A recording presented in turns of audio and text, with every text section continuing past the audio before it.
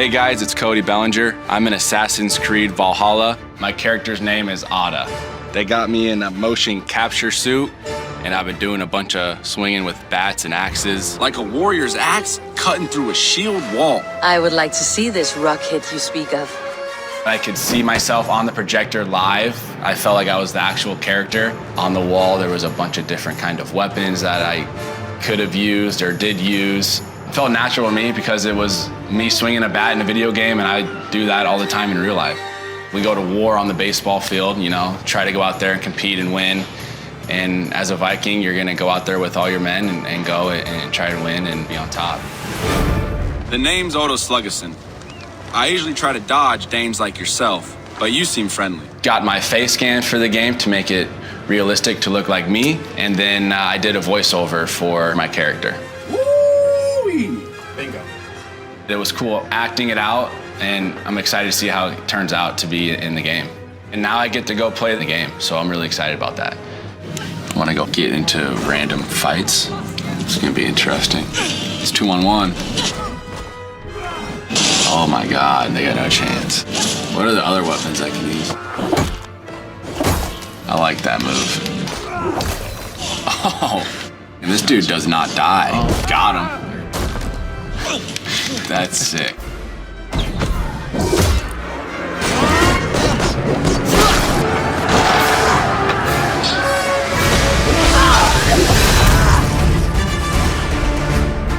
I think it's a cool game. I'm excited to see how it all will come together at the end. There I am.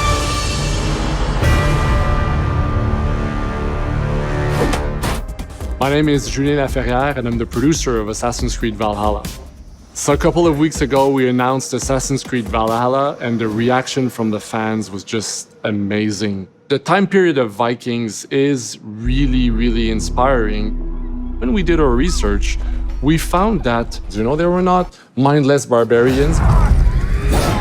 Vikings were actually farmers trying to find new lands for them to settle.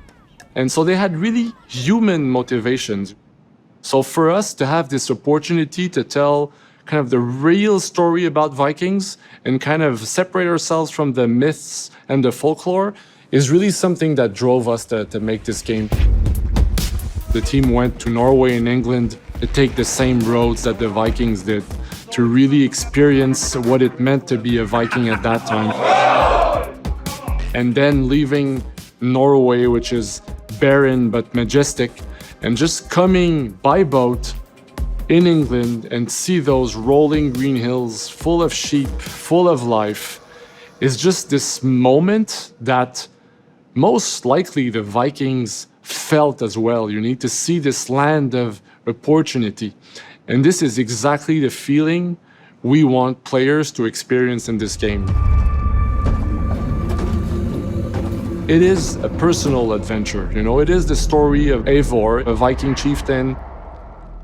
Eivor is either a male or a female. You decide when you start the game. They will have to leave Norway to settle in England because you just can't live in Norway anymore. There's too much political pressure, no resources available.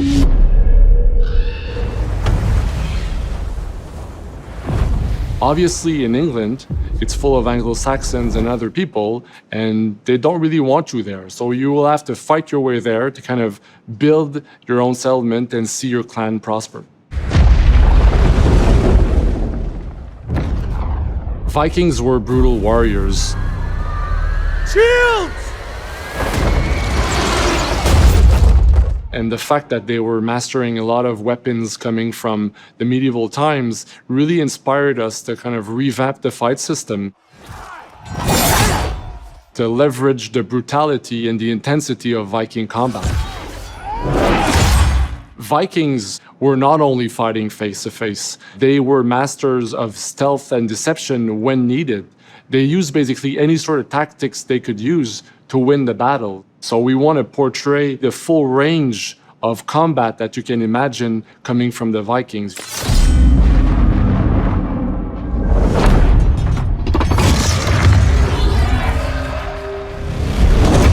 Hello, I'm Darby McDevitt, narrative director of Assassin's Creed Valhalla, and this is an introduction to Norse mythology.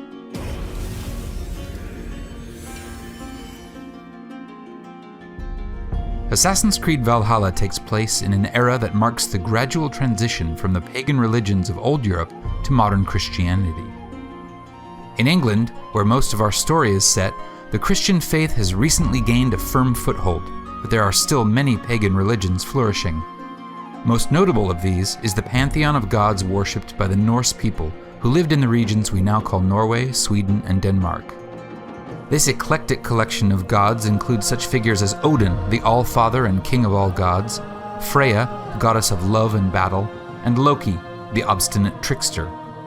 For all the Norse characters in our story, including our protagonist Eivor, these gods and the stories about them constitute a living religion. They offer comfort and wisdom to the men and women who take them seriously. But these were not gods who offered revelation or promised salvation. Similar to the Greco-Roman gods, the Norse gods were not paragons of virtue, nor were they beings to which anyone should aspire, for they were as changeable as the seasons and as unpredictable as the weather. In the Norse conception of reality, the world was broken up into 9 realms, with Asgard being the home of the most important gods. Accessed by a bridge of light known as the Bifrost, Asgard was the site of Odin's Hall of Slain Champions, called Valhall, or Valhalla. This was the final resting place of all warriors who died bravely in battle, weapon in hand, and whose reward it was to remain at Odin's side, drinking and warring until the coming of Ragnarok, the battle at the end of time. As one might expect from a people who valued courage and honor, the Norse approached their gods somewhat bluntly. They did not pray to them asking for redemption, they bargained with them, making sacrifices for a stroke of good fortune.